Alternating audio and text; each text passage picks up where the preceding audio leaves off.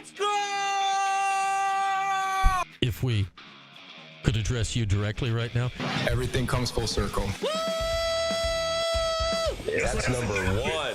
I don't tell him what questions to ask me. There are a lot of people around town that have the same question. Brush my teeth. I'm a good wash in the morning.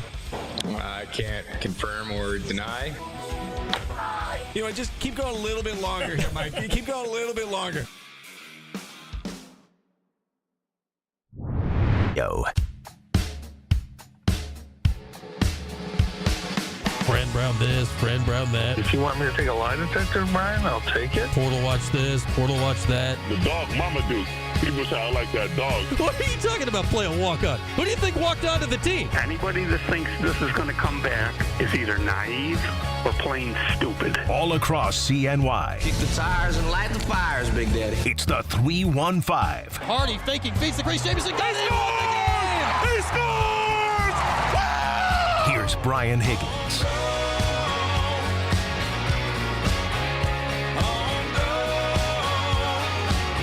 Oh, it is Thursday. Opening day. Major League Baseball. Yankees through 3 in the Bronx, up 2-1 on the Brewers. Keep an eye on that. You can listen over on TK99 as Dave Sims makes his official debut as the new voice of the Yankees, replacing the retired John Sterling. Cam's back on TK over the course of the whole season. If you were listening a couple hours ago, you'd have heard our first Yankees on deck of the season with Tim Leonard. Normally before 7 o'clock first pitches on weekdays. But it's freaking opening day, so we just did it anyway. Yeah, take that. Well, welcome in here in the Q's. We're not in Utica or Rome. Rome! I don't know. I'm not even speaking to you right now because the Yankees are on our ESPN station out in Rome. But if you're out in Utica or Rome and somehow are hearing this but not listening on the radio and don't already know this, I don't exactly know how this would be possible. Come on, hang out, Q Sports Talk, QSportsTalk.com, Q Sports Talk on YouTube, and on the Twitch. Get the chat. Let us know what's up. You can still come hang out on all the exciting ways that we like to hang out, even if we're not flying over the air here on this fine Thursday here in Central New York. We're glad to have you in. What are we going to do today? Portal watch? What's to watch? We'll find out as we go out throughout the show. Breaking news? Will we have any? You never know. During Portal Watch season, it comes at you fast and furious. Vigilance, as always, is key. One guest for you today. We'll chat with our guy, Kyle Federley. Talk some Q's lacrosse. We'll do that in about half an hour with Kyle. See what's going on as Syracuse gets ready for Virginia. Man, this is normally like the circled, starred, exclamation mark game of the schedule. Not a lot of buzz around Q's Virginia this year. Virginia has been struggling, certainly to their standards, but winning at Klockner, never easy as the Orange head to Charlottesville this Saturday for a 1 o'clock face-off that you can hear, of course, over on TK99, Lacrosse Coaches Show over on TK99 tonight with Tim. That's at 7 o'clock with Gary Gate and Kayla Trainer. The ladies play Virginia this Saturday as well, that game in the Dome. So we'll get a little lax. We'll talk a little football, spring practice, recruiting, this Syracuse-Colorado thing. Is it a thing? I don't know. We'll talk about that as well later on. In the Sweet 16 starts tonight. 4 games. East Coast, West Coast, 2 in Newark, 2 in San Francisco. So all of that on the docket, including an odd anniversary, the 9th anniversary. I don't know if a 9th anniversary is the thing, but it's the 9th anniversary of something that was very enjoyable for Syracuse basketball fans. So we'll touch on that as we go on throughout our time together today. And, of course, as always, phone lines open and available to you whenever you'd like at 315-437-7644. That is 4 ESPN 44. Let's get going. We start with the Burdick BMW opening drive. And tis the season. Tis the season. And you might say, is it tournament season? Tis the season. It's baseball season. Yeah, opening day at Yankee Stadium. Sun splashed on the field as Carlos Rodon begins his 4th inning of work, pitching from sunshine into shadows on this gorgeous early spring Thursday afternoon. You must wax poetic when you're talking about baseball opening day. Yankees were the first to get going today. A few other games going right now. We'll take a looky-loo at the scoreboard. It looks, I don't know what the temperature is, but looks sunny, gorgeous in the Bronx right now as the shadows begin to stretch across the field. But, yeah, what a lovely afternoon it is in New York City right now. We'll get to that. But where else are we going to start today? It's day 4, man. Like, come on. I don't care if anything's happening or not. This is where we're starting. The portal is open. Prepare ship for ludicrous speed. Players on the move. Scotty, beam us up fast. Where are they going? To infinity and beyond. It's another edition of Portal Watch. Ludicrous speed. Go!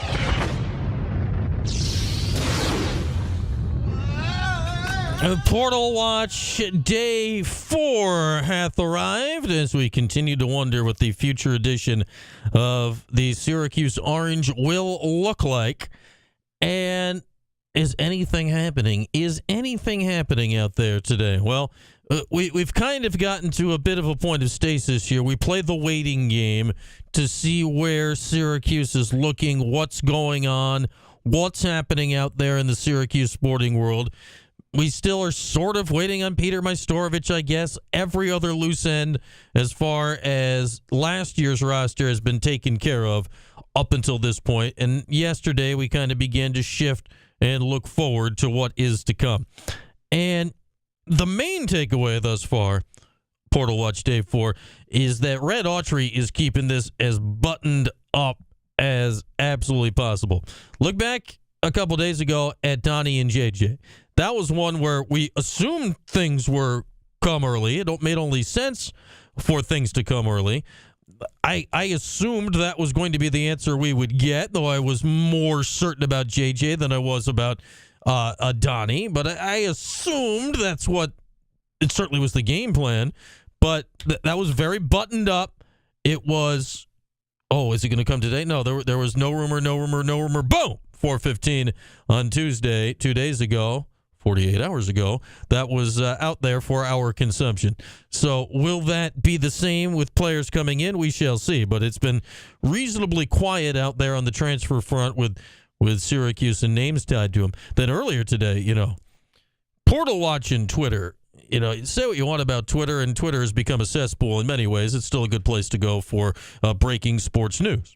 If literally nothing else, it's a good place to go for breaking sports news. Twitter this afternoon crashed for a little bit. Oh, my goodness, that is not good on a Portal Watch Day. When you go clickety-click on Twitter trying to see what's up in the old sporting world, and you're scouring the depths of Portal Land, and it doesn't load. Ooh, it just makes you itchy. It just makes you itchy about the whole thing. But then, thankfully, things were refreshed and we got back to normal. There's an account out there on the old Twitter, on the X, if you prefer. I don't, because I find that silly. But there's a Twitter account called The Portal Report. One guess on what they do at The Portal Report. You get one guess on what they do at The Portal Report. So a couple hours ago, they put out there at the Portal Report that Syracuse had reached out to somebody. So, thank goodness. News on this day. Not a lot going on, but anybody that Syracuse's name goes next to, we get on the Google machine and we do. I mean, the FBI ain't got nothing on the background checks we're doing on these people. So today, the name to look out for. And remember yesterday, we went through some of the names from last year. It's like, who was this guy? I don't remember this guy at all. I have a feeling this guy's going to fall into the pile next year when we look back of, I don't remember this guy at all. But Arkansas State guard Darian Ford is in the portal, and Syracuse is on the list of teams that have at least reached out and made contact, according to the Portal Report. Who else is on the list of this guy? Where did he go? I lost him. He's lost in the portal already. Not good news for this guy if you can get lost in the portal this easily. Where the hell did he go? Scroll. The Portal Report does a lot of portal reporting. We're scrolling. We're going to find. Here we are. Arkansas State guard Darian Ford has received interest from the following programs per source at the Portal Report: USC, Syracuse, Texas A&M, Missouri, Ole Miss. Now it starts to trickle off a little. Memphis, we'll bring them back up shortly. Tulsa, App State, Texas Tech, Louisiana Tech, Radford, Central Arkansas, South Alabama. So the top of that list, USC, Syracuse, Texas A&M, Missouri, Ole Miss. I'll toss Memphis in there. It's like, oh, okay. But then, I dig in more on this guy. And again, the dude's from Arkansas State. Have we seen him play basketball ever? No. No is the short answer. No is also the long answer to everything I knew about Darian Ford before an hour ago. He's a 6'3", 205 guard who played at Arkansas State. He's from Arkansas. This past season, he scored 8 points a game, shot 32% from three, and averaged less than an assist a game. We're now up to date on everything I know about Arkansas State transfer guard Darian Ford. Yeah, I'm all the way out. We're done with that. I can't even with that. What is that? Like if that's the fifth guy you get out of the portal, all right. But 8 points a game, doesn't shoot it, doesn't pass it, and is 6'3". Okay, but he's been reached out. I mean, making contact with the player in the portal doesn't mean a whole hell of a lot other than you're like, hey, what's up? It's not like, hey, what's up? Here's a scholarship. Come check us out. It's just, hey, what's up? But the fact that 5 major conference teams reached out and, hey, what stopped them is something. Like, clearly, they've all watched more tape on Darian Ford than I have. Because, again, unless he signs with Syracuse, the career amount of tape I've watched on Darian Ford is going to remain at 0. We're going to stay solid on amount of film watched on Darian Ford. We're going to keep it at 0 unless there's a reason otherwise, and the only reason otherwise is if he signs with Syracuse. Because just, no, I'm not watching Arkansas State basketball. Is he a good defender? Maybe he could be. Like, the only thing, just knowing things about this guy, which is his stats, the only thing I can think of is maybe he's a really good perimeter defender. And yeah, we talk portal. I'm talking we need a lead guard. That ain't that. This ain't that. You need some shooters. This ain't that. You need a big guy or two. This ain't that. This ain't that. Perimeter depth, kind of a bulldog, 6'3", comes off the bench, defends point guards. All right. But that better be very minimal on your budget, and the 5th or 6th guy you're getting out of the portal, not 1, 2, 3, or 4. So, I'm not saying don't reach out to a guy like this if you have a very specific role in mind, but there is nothing he has accomplished as of yet in his college basketball career that leads me in any way toward, this is a guy that we need to be waiting with bated breath for. So there we are. But it is a name. Darian Ford from Arkansas State. As mentioned, Memphis was on the list of guys that have reached out to this guy. You know who else Memphis has reached out to? Our old friend and yours, one Christopher Bell. Chris is apparently in the process of making plans to have a little visit down to Penny Hardaway and Memphis. So that feels about right. Like, people say, where's Chris Bell going to land? And I don't know that Memphis technically isn't in a major conference. They're in the American. Memphis was a 5 seed this year. Penny Hardaway, I mean, they got some cachet about them. They're if not in a major conference, Memphis is still a major program. I think Chris will land with a program something like that. If it's not a Power 4 team, or he'll land somewhere decent. A team like Memphis that apparently is in desperate need of wings and wing play and shooting. Yeah, that sounds about right. I'll buy it. I'll believe it. It sounds about right for not saying he's going there, but the level of team, level of interest, level of player. Yeah, that adds up to me. That adds up to me. I'm always interested in where these guys land. And not because it's like, I've got to follow his career and all that. It is always interesting, every now and again to check in. But I'm interested in where these guys land because we have a view of these players through our Syracuse eyes. And we always think, all right, he came to Syracuse. In theory, that means he is what we like to think of as a Syracuse level player, right? And we've seen what Chris Bell and all the other guys have been, and in Chris's case, we've seen it for 3 years. What is that viewed at from the rest of the college basketball landscape? And Memphis-ish? Yeah, that feels about right to me. That feels about right to me. I mean, Chris Bell, you look at 42% from three last year, whatever it was. You look at conference play this year, 42% from three. That, to teams that are not going to watch every single second that he played, that are not going to watch the rebounds that were not grabbed, that are not going to watch some of the turnovers that were like head-scratching. Like, when you need shooting in the portal, and you look at this guy, and you look at his physical attributes and his stroke and all that, yeah. Like, if you haven't been involved then in the day in, day out, Chris Bell is pretty easy to talk yourself into at least the idea of a guy like him. So I see him landing at a school like Memphis or similar. I mean, I equate Memphis to a major conference school, even though they're in the American. So, yeah, we'll see where it all lands for Bell. But he'll land on somewhere like that. Now, the thing with Chris Bell, we did our every now and again check-ins, right, with the various guys from this past year of where they went and how much they played. Obviously, Quadir Copeland is the one that stands out the most because he ended up in the NCAA tournament. Malik Brown was very obvious. He may play tonight. He's trying to get back from the shoulder injury. Like, those things all sit in a way where you're like, oh, okay. Justin Taylor didn't play a whole lot. Benny Williams played but didn't do anything at UCF.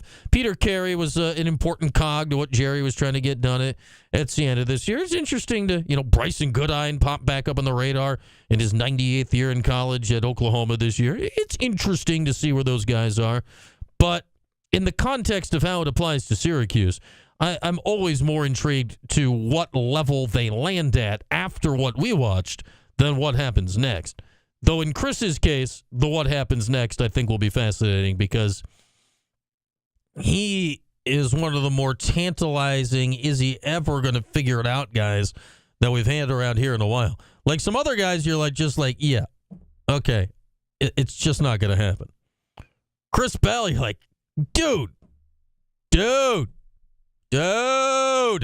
on, make it happen, please do something. Anything, yeah. And thus is the fun of Chris Bell. We'll be very intrigued to see where he lands next year, and then go see what their fan base thinks about his rebounding.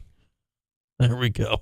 It'll be interesting to see the life and times of Chris Bell transferred upon another fan base for sure. And there we are. Portal Watch day 4. Portal Watch day 4 as we wrap it up. Not a lot. I do wonder. There's been a few other schools, like a few of those do not contact guys in the portal have been announcing a little bit trickling out, a guy here, a guy there. I think, this time next week, it'll be a little more free-flowing. Will Syracuse have somebody locked up in a week's time? I don't know, but it wouldn't surprise me if the Orange have somebody at least nailed down by a week from today. I do know this. I guarantee you this. We will keep you apprised of it every single day going forward. With that, we'll wrap up our Burdick BMW opening drive for today, and we'll see how the old markets closed here on this fine Thursday. We bring in Mike from Lee Baldwin. All right, Mike, how'd this Thursday go for you guys? Pretty quiet, actually, Brian. All three major averages did close lower. Not as bad as expected, though, with all the tariff talk. And if I never hear the word tariff again, I'll be happy, Brian. I'm sure the word transfer agent, there are two words. Transfer portal, I should say, is similar for you. Yes, you'd like to put tariffs in the transfer portal and get them away from you. There you go. Exactly. You got it. We did have a nice diamond, though. RV maker Winnebago traveled higher today on better than expected earnings. Symbol WGO was up $3 or 8% to just under $38 a share. So a little better than expected earnings there. Our dog, hot off the presses, is Lululemon. They just reported earnings. The stock's trading down about 6.5% to $319 a share, but that's about a $22 loss after hours. So a little rough earnings report from Lululemon. And let's hopefully we can get a little rally here Friday and Monday, because Monday's the last day of the quarter. And right now we have a negative quarter for the averages. That has not happened since 2023 in the third quarter. So a little work to do the next couple days in the market, and hopefully we can get back on track. All right, a year and a half since we've been down for that long of a period. Thank you, Mike. There we are. Mike from Lee Baldwin. All of the diamonds, none of the dogs. Yeah, tariff talk, a dog. Transfer portal talk is a diamond. I see the numbers. Everyone loves the portal. Everyone loves portal talk. Now, it's enough to drive you crazy on a daily basis. But, yeah, the portal talk, yeah, it's popping. It's popping. We'll see what happens again when we crack open the portal tomorrow. Or later this show, the breaking news button. I just hover over it with the mouse just so we're ready. Vigilance at any second. With that, we'll take a break. Phone lines open when we come back. 315-437-7644. Kyle Federley talking lax.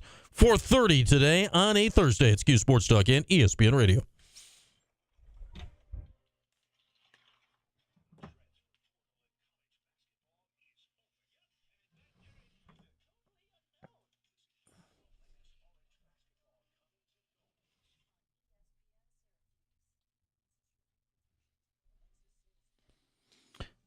Does the break? Yeah. That's breaking news, SL. If a visit is announced, it's 100% breaking news. We will hammer the breaking news button on anything that vaguely resembles breaking news.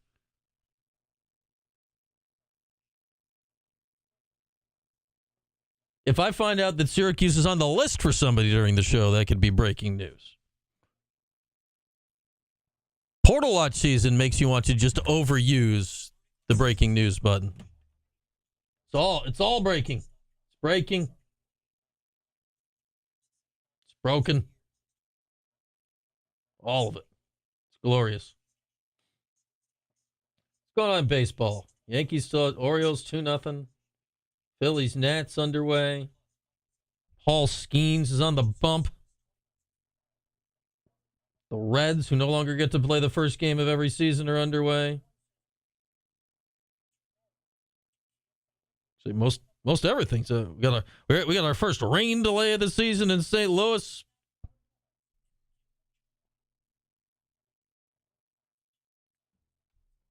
What's this Jordan's typing? Moore supposedly receiving interest from Kentucky. Chapa?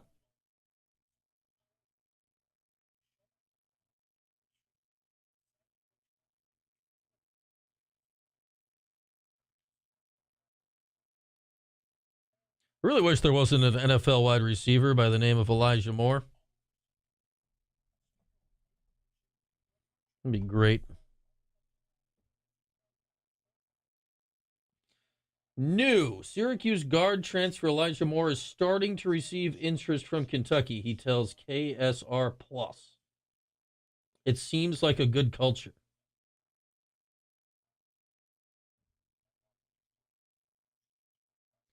What's KSR stand for? Kentucky Wildcats Scoop.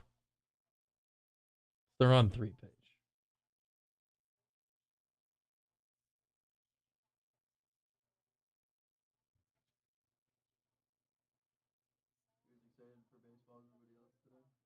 Not really. No, but it's on and it looks sunny. Now it looks windy. That guy's got some hair. Look at him. Look at that hair. Look at it. See this guy, Mike? Look at it. Look at his cleats. I like his cleats. I actually a girl I went to high school with, she has and continues to do a lot of custom cleats for the Yankee guys. Oh. She's very talented. It's Finn's Customs on Instagram. She does sneakers for anybody. She did a pair for my ex-girlfriend one time, like 4 years ago. She's very good. I imagine getting paid by professional ball players is probably nice. And she's gotten to go to a lot of the games, go out in the field. She's obviously gotten to meet all of them. But she's very talented. Finn's Customs. No. I think it's Finn's Customs. It might be Finn's Custom Shoes, but it's somewhere along the lines of Finn's Customs. How many N's in Finn? 2. All right. She's very good. Finn's Customs. I got Finn's Custom Meats. Not that. I mean, she might sell Washington meats as well, but I think she's just strictly in the shoe game. I follow them on her on Instagram. It's probably this one with shoes. Yeah, that's it. She just did those ones like 2 days ago.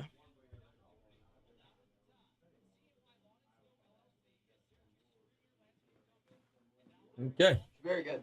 There's some shoes. Tyler O'Neill is hit his 6th consecutive opening day home run for the Orioles. See on the Orioles?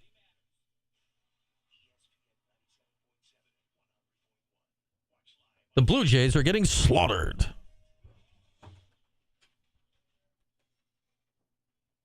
Oh, you don't trade up now, Kev. It's the 315 with Brian Higgins. All right, back at it here on a Thursday, 315-437-7644.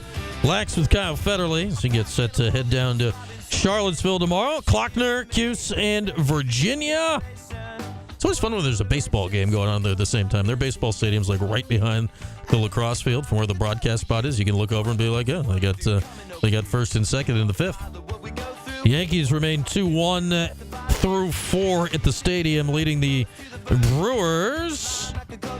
Tyler O'Neill has just gone yard for the Orioles. His 6th consecutive opening day where he's hit a bomb. How about that? 5-0 O's over the Jays. They are through 2.5 in Toronto. Yeah, most of the games are going now, save for West Coast stuff later. We even have our first rain delay of the season. The Cardinals are wet in St. Louis against the Twins. One other, we got a little Portal Watch, slight Portal Watch update on the outgrowing crew. This is from Jacob Polacek, who works for the Kentucky On 3 page. It's called KSR Plus. Kentucky Scoop Recruits. What did I say it was? I already forgot what it was. Kentucky's the first word. Kentucky something. Kentucky Scoops. I don't know what the R is for. Yeah, I don't know. It stands for something. It doesn't matter. Anyway, he says new Syracuse guard transfer Elijah Moore is starting to receive interest from Kentucky. He tells KSR Plus, quote, "It seems like a good culture, period," end quote. Choppa, we hardly knew ye. There he is, Choppa Moore. Will he go to Kentucky? I feel like Kentucky's been tied to like literally everybody in the transfer portal so far. They're tied to that dude from New Mexico. They're tied to him. They're just like, guard, Kentucky. That's it.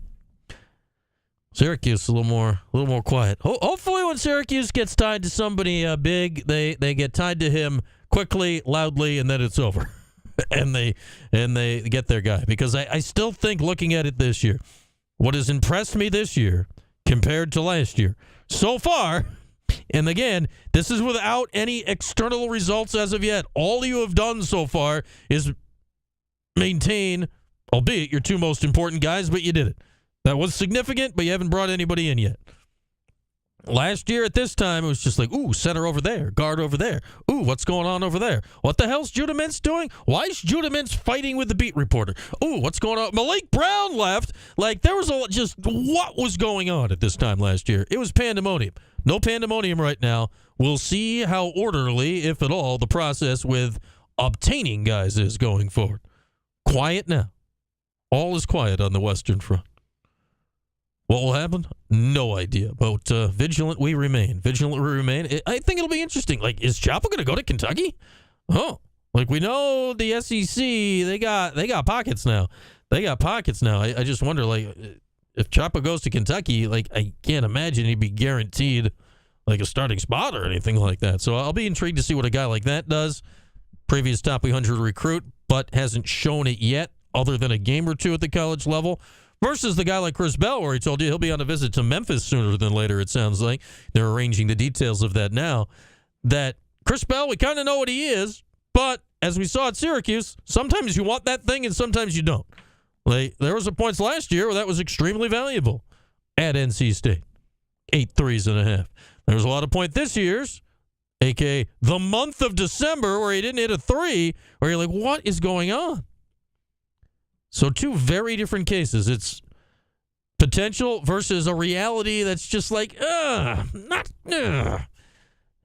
I think those sounds accurately describe the life and times of Chris Bell. With that, we will take a break. When we come back, we'll talk some lax. It's Cuse Virginia this Saturday. I don't care that Virginia stinks this year. Stinks may be strong, but at least by Virginia standards, they stink. It's Cuse Virginia in a lacrosse game, for God's sakes. What more do you need to know? Kyle Federle will tell us what more we need to know. We'll do that next year on Cuse Sports Talk and ESPN Radio. The Sports Show with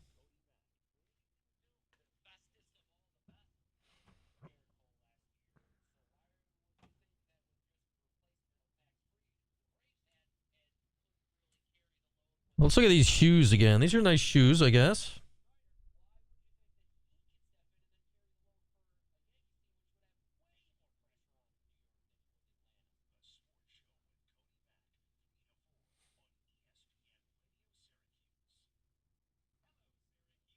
Kind of surprised that somebody that makes like custom shoes for Major League Baseball players only has 1,500 followers on the gram.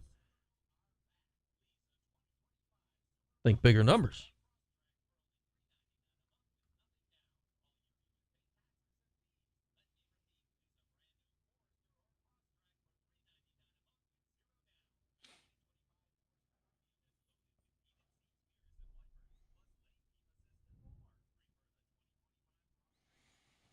Chris Bell was good at the chase down block, yes.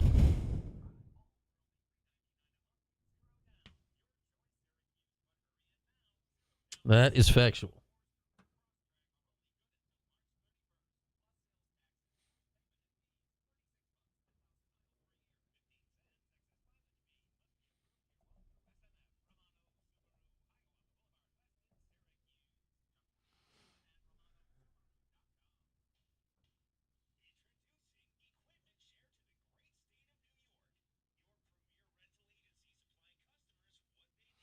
Yeah, Cheryl, I mean, I have no idea on Chapa. Like, I think he's talented. His was not an effort issue, I don't think. He was just lost on defense this year.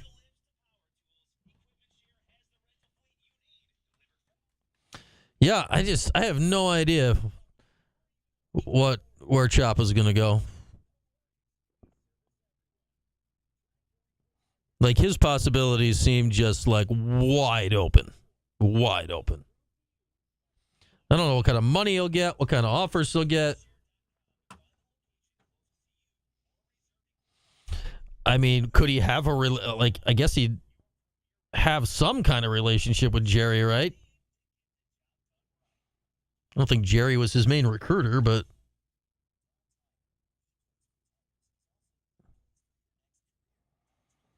Daryl Strawberry, yes.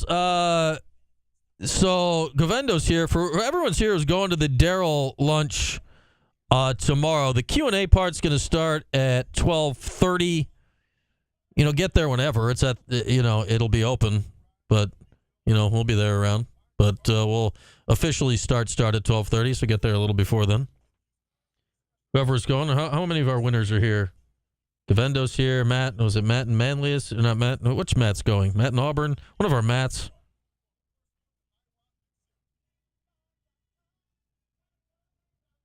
Yeah, be there. Noon's good, Govendo. You can be there at noon.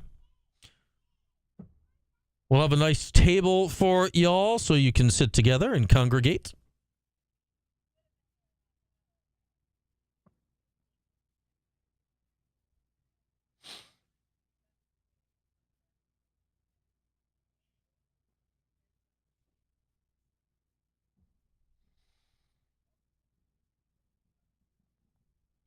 Which would I prefer, a team good on offense or good on defense? I mean, I'd prefer a team good on offense just because it's more fun to watch, Oregon Cuse, but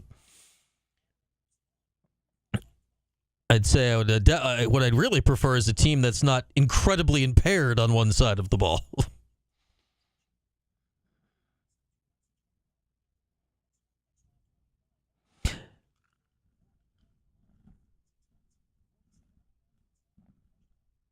Yeah, I'd prefer a team that wins games, Supercat. Like, I've watched Syracuse teams win because they're good on offense. I've watched Syracuse teams win that were good on defense. I was happy with both. My guess is that Chapa will go a major program route, would be my guess.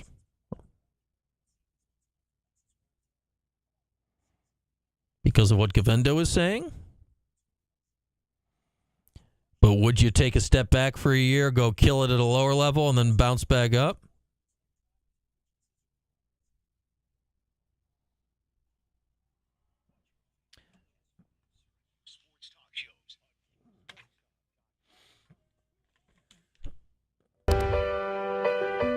All across CNY, it's the 315. Here's Brian Higgins. All right, rolling along here on this Thursday, this opening day Thursday. We'll talk a little lax here now as Syracuse gets ready to head down to it's a Virginia weekend. They'll go figure the games are in different places. The women are hosting Virginia on Saturday at noon in Lax. The men are at Virginia Saturday at 1 o'clock in Lax at Klockner Stadium down in Charlottesville. So looking forward to that. Of course, you can hear Tim Leonard with our next guest, Kyle Federley, over on TK99 on Saturday, starting at 12:30 with pregame and getting going with the face-off just past 1 o'clock as we bring Kyle on. Now, Kyle, on Saturday, you're bumping your Yankees to Sunny 102. So just know that's all on you, that the lacrosse is bumping the Yankees off TK on Saturday. Well, Central New York has priority. That's true. That's the truth. And I'll tell you something. Biggest crowds in college lacrosse at the JMA Dome, without question. Syracuse leads it. I was looking at the NCAA stats, and the funny thing is, Brian, is Syracuse right now has drawn 30,000 people for all games. Mm-hmm. Okay. Second is Virginia at 9,000. Wow. So yeah, I mean people come out. The women are no different. I mean, the 4 top largest crowds in college women's college lacrosse are all right here in the Dome. Yeah. So I mean, they had a program record of what I think around 3,900 Saturday. So people in Central New York, you're right. We do preempt the Yankees. Yes. This is a lacrosse town. Yeah, so Cuse Lax on TK on Saturday. The Yankees radio right now is over on TK. Your Yankees are up 2-1, Kyle, so 162-0 is still in play halfway through the opener. So you're in good shape right now. They may not win a game all year. Little faith in what's is that that was high off the who was that? Somebody on the Yankees, I don't know who it was. Just who do you got named Rice? Some guy named Rice just got a double. So you're cooking in the fifth right now. I wish it was Jim Rice. He was pretty good. Jim Rice. I know him. I don't know who this Rice is. Whoever this guy is batting 8th for the Yankees, but he just put one off the wall out and right. All right, what do you make of the Cuse? Last time when we talked, Kyle, I think it was right after the Maryland game, and it was like, all right, things go haywire against Maryland sometimes, and then you lose the Harvard game right after, and you've been clean since then, at least in the win-loss column. Are you still feeling, the potential of this team? Has anything changed in your mind about this Syracuse team in the last month or so? Well, you know something, Brian. I vote in Inside Lacrosse as top 20, and I do the mid-season All-Americans and end-of-season All-Americans, all that. And one thing after studying all of this for the last 3 or 4 weeks, one thing's for sure: everybody's good, and if you don't show up to play, you're going to get beat. Mm-hmm. And it's that simple. And you're seeing it all over the country, especially this past weekend was just a conglomeration of just teams getting beat left and right. I mean, ranked teams, highly ranked teams. And as I was doing the top 20 poll this past Sunday night, I was looking. There were 12 top 20 teams that lost on Sunday. So, I mean, the thing is, I always use this analogy of a funnel. The big part of the funnel is all the talent, great talent around the country, high school talent. And then the neck is where the opportunities are to go play. And there's not a lot of those opportunities. So that talent pool has spread way back into the field, so to speak. And now you're looking at Division III kids, in the transfer portal that, got missed, quite honestly. But they're real good players, So the men's game the landscape has really, really changed a lot in the last few years, and it's crazy right now. I think Syracuse is as good as any team out there. I think Syracuse can win against any team that's out there. I also know that they can get beat, too. I mean, when the playoffs begin, it's going to be who's come to play. But the one upstart and surprise, I think, over all of this is Ohio State. Mm. Ohio State, I saw them play already twice this year. And the amazing thing about it is Ohio State is big, athletic, and fast. I don't think they have superstars on the roster, but they have beaten Penn State, at Penn State, Denver at Denver, Notre Dame at Notre Dame, They beat Virginia at home, and this is a good lacrosse team out there. So Columbus, Ohio's got, and they're kind of I guess you might call them the Cinderella, so to speak, because they've never really done much. But boy, they're doing a lot of damage this year. They got a great team. But you look around, Cornell, Maryland, Princeton, North Carolina, you name it. Notre Dame, Cuse, Penn State. I mean, even Richmond. Richmond's got 3 losses in the top 10, all by 1 goal, and one of them was in overtime. So Richmond's another. Talent is everywhere, and you can get beat if you don't show up to play. Yeah, Ohio State, I believe they lost their opener and haven't lost since. Like they've been absolutely cooking here over the course of the last month and a half. I go back to last Saturday, kind of a crazy game with Colgate, especially the style Colgate plays promotes crazy lacrosse, and Joey Spallina was ready for it, right, man? On Saturday, he goes 5 goals and 6 assists. Statistically, for sure, it's the best game he's had. Is that eye test? Is that the best you've seen Joey play in his career so far? Yeah, well, probably yes, only because of the points, but he was very, very clutch, too. The one thing I compare Joey to, I know he's a capable goal scorer. Everybody knows that. Where he positions the ball to when he's feeding and assisting on goals, he reminds me totally of the great John Zalberti. He puts the ball where you can handle it, the best. And that's why I think I really he's spectacular in my mind. And I know, I mean, a lot of I read the social media too. And I said this last year when Tim and I were doing a game when he said Joey's getting a lot of heat. I said, would you rather have him or not? And I'd rather have him. I mean, he is a terrific player. I won't tell you right now. I'm not going to tell you everything, but I put him on my first team All-American list. I think he's that good. He's a difference maker out there on the field, and he makes other people better around him. He's just a fantastic player. You look at him, and he's still on pace right now to set the Syracuse career scoring record. He's on pace right now, 2.5 seasons in to better what Mike Powell did points wise over the course of his career. Not saying he's better than Mike, but it tells you the stats he's putting up. And now, in the single game numbers he did last game, Kyle, it's the most anyone scored in a game for Syracuse. Going back to, go figure, Casey Powell in what still probably goes down to the best regular season lacrosse game of all time, that Virginia game back in '97, which is fast closing on 30 years old now. And here you go down to Virginia this week. What are you making of Virginia? It's just weird to see them struggle like they've struggled this year. This is not what we are used to when we think of the Cavaliers. Well, the one thing, Virginia ran into a lot of preseason injuries. They lost 4 starters to knee injuries or lower body injuries, I should say, that put them out for the season. And they've had to readjust. But as of late, they're coming on, okay? And like I said, they're kind of now, okay, boo-hoo, woe is me. Those guys are hurt, this, that, the other thing. But now all of a sudden, they're feeling their way back into this.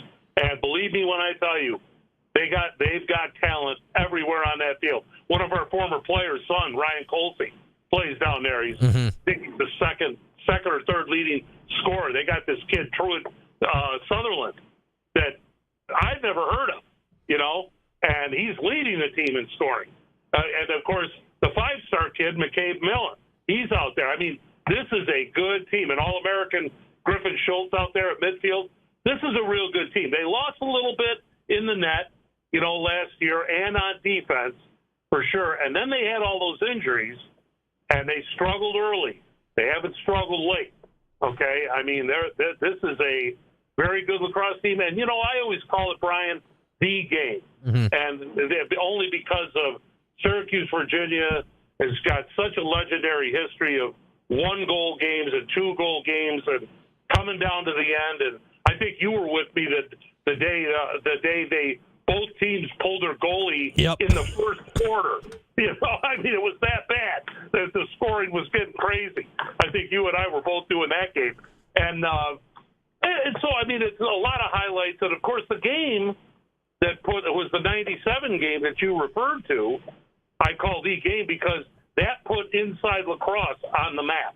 the magazine, and because back then, before then, it was basically a sheet of paper that was handed out that people paid $5 for the season, and they had about 1,000 subscriptions around the country. It was really like a 2 or 3 page paper pamphlet that got mailed out. Well, they came up on a Friday night, the Inside Lacrosse people, with Rob Carpenter then owned it at the time, and they brought their photographers, their writers, and they were treated to one of the greatest games ever played, where Syracuse beat Virginia 22-21, when Casey Powell in the second half put the entire team on his back with 7 goals and 6 assists, and that was blown up so bad. They had pitchers, they had writers, and everybody's like, my God, I got to see a tape of that game. This and the other thing. A couple weeks later, the Sporting News bought Inside Lacrosse and turned it into the magazine, and now it's digital, although they do sell magazines, but it's digital now, and it's turned into what it is, and now it's like they're the foremost authority. They cover college and high school lacrosse, men and women, like no other article. That even USA Lacrosse isn't as thorough as Inside Lacrosse. We got Kyle Federley with us, getting you ready for QCen Virginia this Saturday. 1 o'clock face-off at Klockner down at UVA. And, man, Kyle, like there's been a lot of games up to this point, but here we go, 5 weeks in a row. Virginia, Notre Dame, Cornell, Duke, Carolina. Like this is a daunting stretch here. What do you, when you zoom out and look at this next month, what hits you with what Syracuse has coming up here? Lace them up, Gordy. You're going in. I mean, that's all you can say. It's this is why you come to Syracuse. You come to Syracuse for Kayla Trainer said it in the locker room. You come to Syracuse the other day against Notre Dame. You come to Syracuse to play in front of these crowds, to play this type of schedule. That's why you come here. And you know what? If you're not competitive, if you're not a warrior, don't come here. Because this is the type of thing. We play in the ACC, Brian. You know that. You and I, when all the games we've done, it's a rock fight when you get in the ACC games. They're usually 1-goal games. Every now and then you get a blowout. I get that. But they're usually 1-goal tough games, and everybody's still alive in the ACC for a potential bid at the NCAA. So it makes it probably more important to Virginia than it is to Syracuse. But Syracuse doesn't look at it. The players here, they don't look at it like this. They know they're in for a dogfight down in Charlottesville. So, and then and then after you get done with them, now you've got another foe on your hand, and it just gets crazy. Cornell, who might have the best player in college lacrosse, and C.J. Kurse, and they're number 1 in the country. So, it just gets the schedule gets brutal. The players get brutal because think of this. You got Virginia, Notre Dame, Cornell, Duke, and North Carolina. Now, Virginia's unranked. Okay. Notre Dame is number 6. Cornell's number 1. Duke is 12. And North Carolina's number 3. That's it. It's not for the meek, but that's why you come here. But the funny thing is like, Tim and I were talking last week on the air. Those teams got to play that schedule too. Mm-hmm. Okay, so it's not just Syracuse out there. Carolina's got everybody here at the back end. So does Notre Dame. So does Virginia. It's all these teams in our league all have to play each other, and they are in the Big Ten, as we saw last week. Last week on air, I sat there and said, "Listen, I don't expect Maryland to lose to Michigan, but I won't be shocked if Michigan beats Maryland," and they did. And the reason is because it's league play, and the kids all know what's at stake. Rutgers beat Johns Hopkins. I'm not shocked at that. It's league play out there, and on and on and on. Penn State got beat, again, or for only the second time this year. And who they get beat by? Of course, Ohio State. So league play out there is brutal. And you better be ready to lace them up and go. From now on, there's no rest. There's no rest at all for any of these teams. You got and guys that get hurt. I always say this at the beginning of the year. The team in February in that first game, the team you see today will not be the team you see in May. And it's that simple. The March Madness, well, the madness is here, dude, because new players get hurt, adjustments are made. We're moving you from midi to attack. We're moving you from short stick midi to close defense, whatever. All these adjustments get made during this time, and you get a different look from May than you do in February. And that's what's exciting about this sport. They're not just great athletes, they're great lacrosse players. You mentioned that Maryland-Michigan thing. Michigan has beat Maryland 4 straight times. It's just one of the strangest damn stats in the last few years of Lax. You mentioned Kayla Trainer, Kyle, as we wrap up. Women have Virginia this Saturday, too. They've had a very young team. They've had a strange season, but they've won 3 in a row here. What do you make of the ladies right now? Well, right now, the first thing I said when this season began, because I go to their practice time is conducive to when I can go, and when I can get out of here, because usually it's in the evening. Mm-hmm. And I'll tell you something right now: losing Olivia Adamson was huge, and the team struggled at first. You lose, an All-American, but all of a sudden, now it's like, okay, she's gone. Woe is us, boo-hoo. Now we got to figure it out. They've got a very, very young team out there. I mean, 3 of your top 5 goal scorers and points producers are freshmen. So, I mean, that just gives you an idea. And actually, 4 out of the top 6. So, I mean, they're freshmen and they're young. They're excited. They're always fired up. And, we knew there'd be some growing pains, without question. But we've had a goalie to bail us out all season long, and Danny Guyette, and she's been pretty much solid all season long. So, and our defense has been playing well. So, bottom line, we just had a girl got named to the Thornton watch list, Coco Vandiver. So, I mean, it's exciting. I mean, Emma Ward is still Emma Ward. That's all she's really good. No, she's really good. And she's like, I talked about Spalina, same type of player. Puts the ball where you can handle it. And the one thing about her is she's a bulldog. She is as tough as a bag of rusted hammers. I'll tell you right now, she's not afraid to mix it up in there with everybody. So it's going to be interesting to see how they progress here down the road. But they've got a good team, and do I really think they can win the whole thing? Well, they'll need some help, without question. I won't fool anybody with that. We always think we can win here, and our goal is always to win the national championship. It's like I always say, we don't have men's and women's lacrosse at Syracuse. We have lacrosse at Syracuse, and that's it. And so all we ever talk about here is winning the national championship. It is the only goal that ever comes up. I don't know what I've done with my bag of rusted hammers, Kyle. I seem to have misplaced it. Something, Brian. Every year it's the same old thing. I always say the same thing. Everybody says I'm crazy. I don't care if we win the ACC tournament. I want the gold ring on Memorial Day. That's what I want. So I mean, and don't get me wrong. Winning the ACC tournament is very prestigious. I'm glad we have a tournament like that, and we get to knock heads around with one another. But at the end of the day, they don't remember who won the Big Ten last year. Do you know who won the Big Ten last year? I have no idea. Michigan. Okay.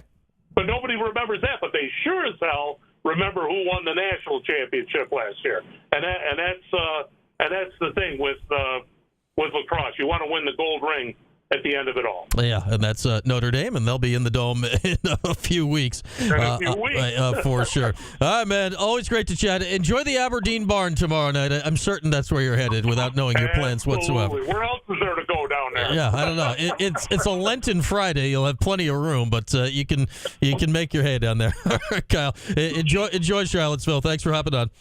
You got it. There he is, our guy, Kyle Federle. 1 o'clock face-off Saturday. Cuse and Virginia, always entertaining. Down at Klockner, 12:30, Orange pregame with Kyle and Tim. With that, we'll step aside for a few. Much more to come after this on this hour, brought to you by William Battar here on Q Sports Talk and ESPN Radio.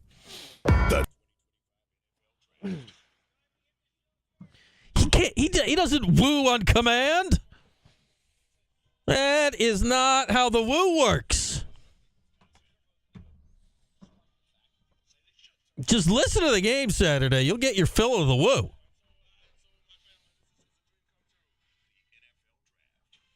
As someone that's heard more woos from Kyle than anyone that is walking planet Earth today,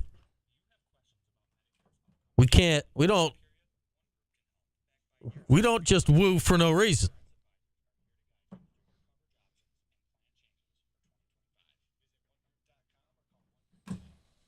Look, it's Mike.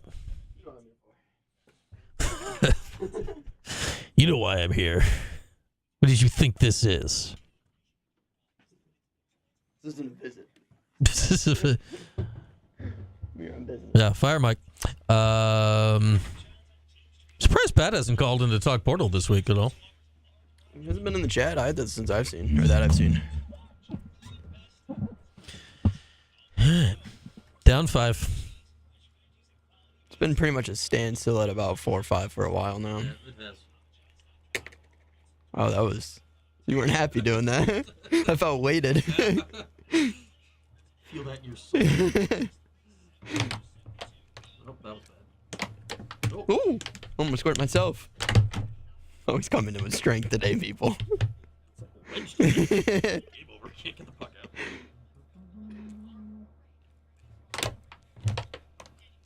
No! Oh! No!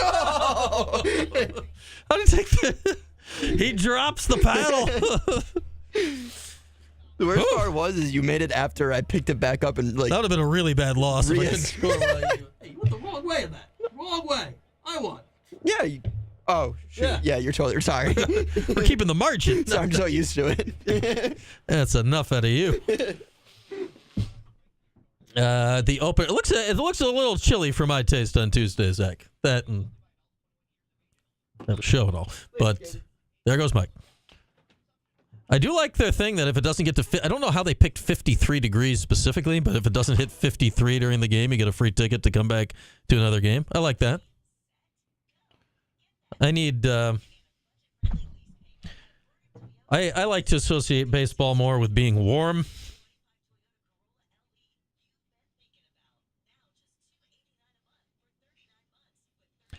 Yeah, the high right now on Tuesday is 40. Just cold.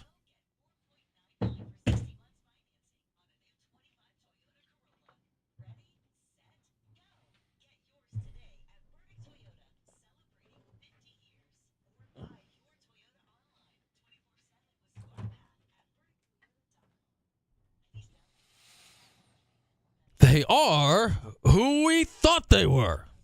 R.I.P. Denny Green.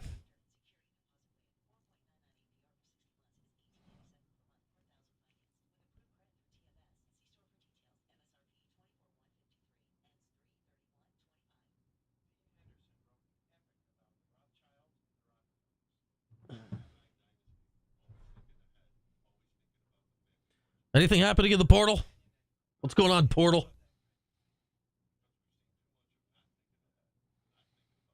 You know what I haven't checked in a while? Kyle Cuff. What's up in the world of Kyle Cuff? Since I just spoke to a Kyle, let's look up another Kyle.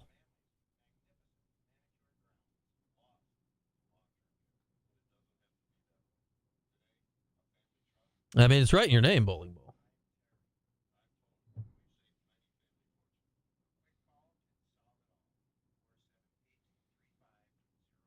There's nothing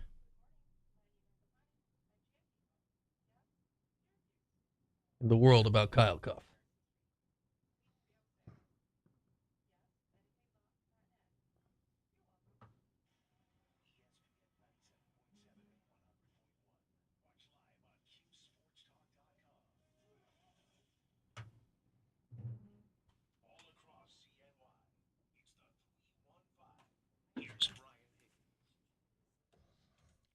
All right, roll it along here on this Thursday. Phone lines open and available. 315-437-7644. And this hour brought to you by our good friends at TVOffers.com, which, as you know, is powered by Drivers Village, which still, at this moment in time, resides in Cicero. Well, yesterday, if you were tuned in at this time, what we did was this. We gave away a pair of tickets yesterday to a concert in Buffalo next Friday at the KeyBank Center featuring Disturbed with Daughtry and Nothing More. Again, this is next Friday. This is April the 4th. This is at the KeyBank Center. It's in Buffalo. I need you to be aware of where it is. Don't be coming and winning our tickets if you're not going to go to Buffalo next Friday. Very important.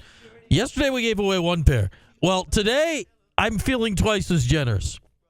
And tomorrow I will not be feeling 3 times as generous. This is the end of my generosity on this matter. I have not one, but I have 2 pairs of tickets to Disturbed with Daughtry and Nothing More at the KeyBank Center in Buffalo next Friday evening, April the 4th. 2 pairs of tickets right now. Callers 2 and 4. Callers 2 and 4. You're going to Buffalo next week for Disturbed with Daughtry and Nothing More at the KeyBank Center in Buffalo. 315-437-7644 for ESPN 44. Callers 2 and 4 now. Right now. You're going to Disturbed with Daughtry and Nothing More at the KeyBank Center in Buffalo 1 week from tomorrow, which is shockingly already April. March is cooking. March is cooking. We'll take a break. When we come back, a little football talk or whatever you'd like. After we give away the tickets, you can call 315-437-7644. And after callers 2 and 4, we'll tell you, no, we don't have any more tickets, but would you like to talk about Syracuse sports? That's available to you. Talking a little Syracuse spring ball, little Syracuse football curtain as well as we head forward to hour 2. And we're always vigilant on Portal Watch should anything happen in the next hour. Back with hour 2 next year on Q Sports Talk at ESPN Radio. The Sports Show with Cody Mack. I did create. You don't want to go to Buffalo for Disturbed? Wheeze?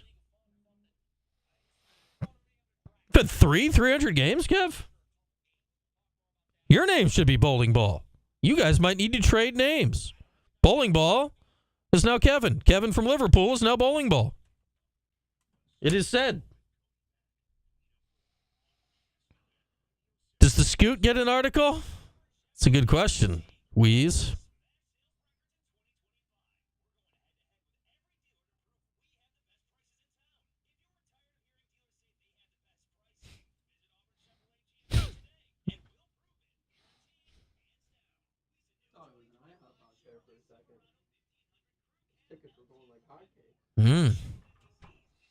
Which they have at the IHOP.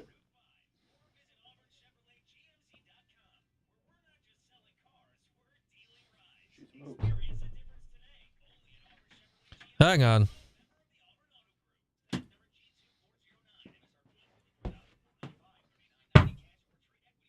Rain dance. I missed.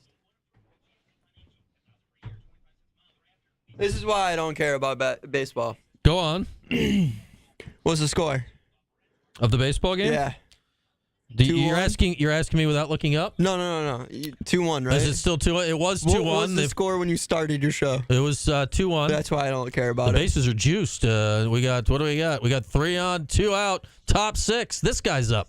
Yeah. If he sends in a ribby, It's I'll Collins. be more intrigued. Don't you know Collins? That guy looks 60. Who's pitching for the Yankees right now? Hill. I don't know anything about baseball anymore. It's Hill. Oh yeah, it says right there. Yeah, right on the screen. He's Hill. He's a sidewinding lefty. That's why the Yankees throw you off, because you always look to the jerseys first, and you're like, Wow, they don't have last names that on guy their does jerseys. look ancient. Doesn't he? He's probably like 23. He looks like they brought Randy Johnson out of retirement to pitch. I need to hang on. Let me. Randy was in the 40s, right? Number was his actual number. Yeah. This guy's 41. You know, I'll say this: he was Randy Johnson, and it was so obvious who it was. 45? I have no idea what number Randy. 45 feels right. Randy, you're asking a lot of questions. I am. I'm throwing you a lot of them. Randy Johnson is now like a legitimate pro sports photographer. Yeah. And he's like good. And he got his, didn't he get his degree from the University of Phoenix? I don't know. I think he It's did. hilarious because he's Randy Johnson. Randy Johnson wore 51 with the Diamondbacks. I wasn't close. Well, I mean, it was somewhat close. You had him in the 40s. I did have a 5 in there.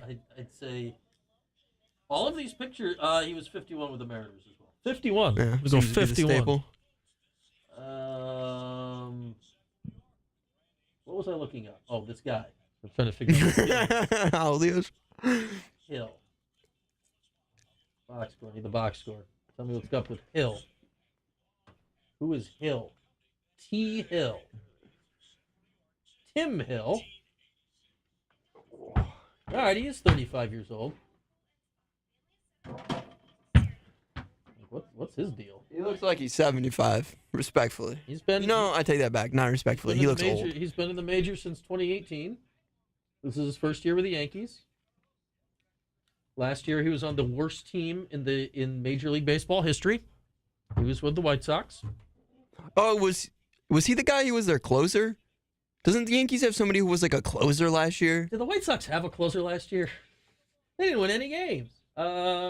He had 0 saves last year. But you could have been the White Sox closer and had 0 saves last year.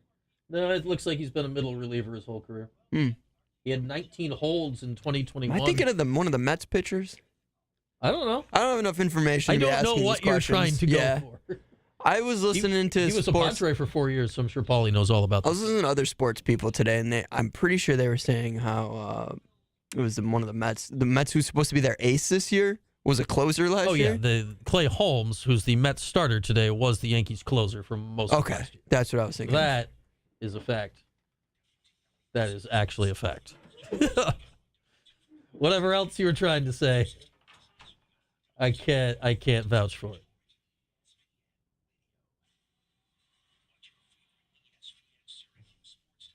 Clay Holmes has 3 strikeouts in the bottom of the third. Pertinent information to some.